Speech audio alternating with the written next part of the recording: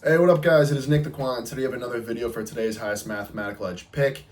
Yes, I only had one pick on the day, and it was very, very, very low edge on the Tigers. I was risking, it was like 0.2% or something like that, so I didn't even post about it because there really wasn't much mathematical edge. It was just a little bit of positive expected value, if anything.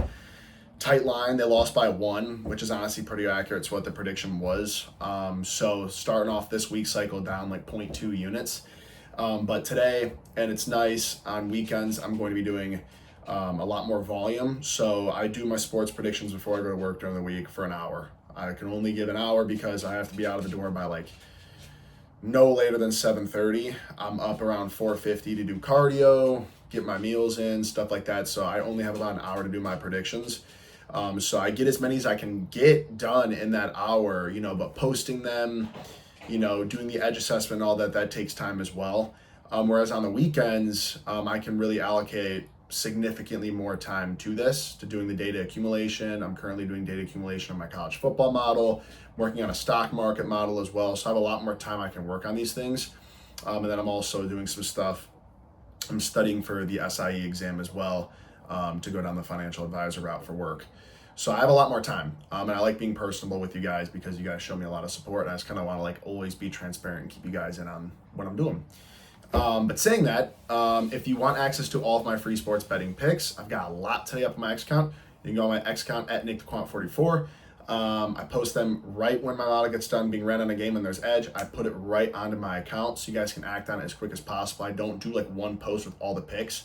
I do post, all kind of like in a chain like that. So you guys can act on them as fast as possible. If you want more insight relative to the highest mathematical edge picks, you can go to my Instagram account, Nick the Quant, and then here on my YouTube where I do these analysis videos. So saying that, today our highest mathematical edge pick is the Miami Marlins on the money line. I got them at plus 109 odds. My model has them at a 59.35% probability, so mathematically some very strong edge relative to plus 109 odds. Very strong financial value as well because, again, plus 109 odds being an underdog, yet my model's given them nearly a 60% probability, so very large financial edge. That's denoted by their positive expected value of 24.04%. We're going to be risking 4.41%, justifiably using that fifth Kelly still, for a potential profit of 4.8 units. So we can just jump, honestly, right into the math on this pick. Again, my ensemble model has those 9 interior models.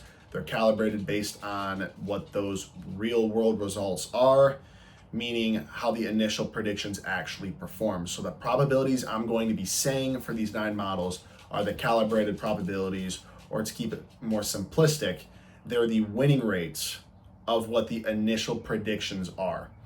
How much these winning rates or these calibrated probabilities influence that initial ensemble model output for a probability is based on how reliable these winning rates or calibrated probabilities are, which is denoted by how much sample size they have. The more sample size a winning rate or a calibrated probability has, the more reliable it is, because as sample size increases, variance starts to smoothen out. It doesn't mean that variance isn't a thing. The variance in one singular game is massive. But if you have a sample size of hundreds to thousands, right, the effect variance will have on the probability is much smaller versus if you have 50 or 40 games or whatever and variance takes place. That can really skew a probability moving forward. That's what that means. So, model 1, we got the Pirates at a 52.44%. Model 2, Pirates at a 47.06. Model 3, Pirates at 100%. Model 4, Pirates 50%. Model 5, Pirates 48.48%. Model 6, Pirates 50%. Model 7, Pirates 50%. Model 8, Pirates 47.83. And last model, Marlins 56.39%. So we can see all 9 of those models, the majority of the initial predictions supported the Pirates, but those winning rates or those calibrations or the calibrated probabilities of those initial predictions were certainly not in favor of the Pirates relative to, number one, their pricing. If some of them still were like mathematically advantageous, meaning 55 or higher percent win rate, still relative to what the Pirates are actually priced at, disadvantageous, but a lot of them were just contrarian. So what that means is the initial prediction said, okay, Pirates X percent, But then how does it actually perform? Oh, it only hits at a 47% rate. So a lot of contrarian positions today on the Pirates. So what this did is the Marlins were initially computed as a 51.26% probability. So when my ensemble model produces 51% probabilities, those currently this season have been hitting at a 63% rate, meaning my model is very underconfident when it produces 51% probabilities.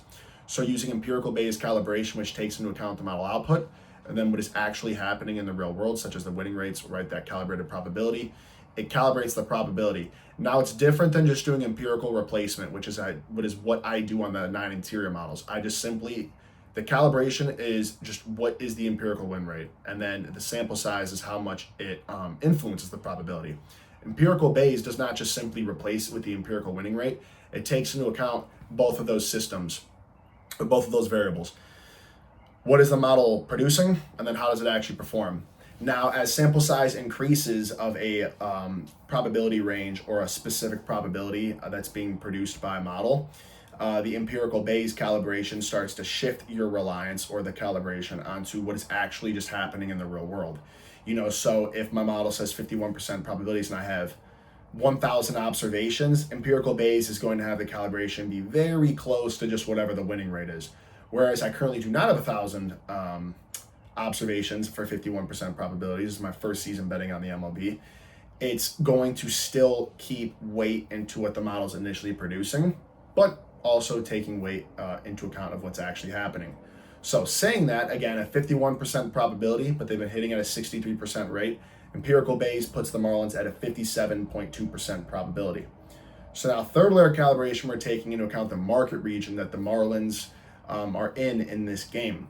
The market region the Marlins are in for this game currently has a 63% win rate on the season. This is the second strongest performing market region in the MLB right now as far as the betting market goes.